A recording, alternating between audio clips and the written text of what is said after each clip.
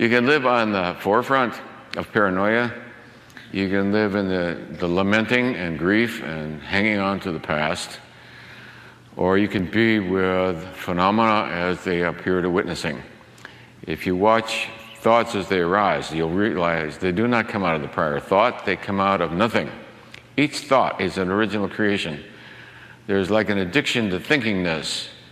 It's an addiction to wanting to be amused, and these thoughts come up one after another. All right, so if you're right on the crest of the thought, you have to stay with it. Don't anticipate the future. Don't resist the past. If you stay with and surrender that which epiphenomena as they arise to witnessing, eventually you disappear them and the mind becomes silent. When the mind becomes silent, time stops. Time is another thing that you put onto the videotape of experiencing. When the mind becomes silent and time stops, you realize you're free forever. Forever.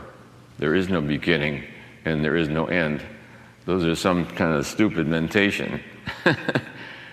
A beginning to the universe and end to the universe. A beginning to God and end to God.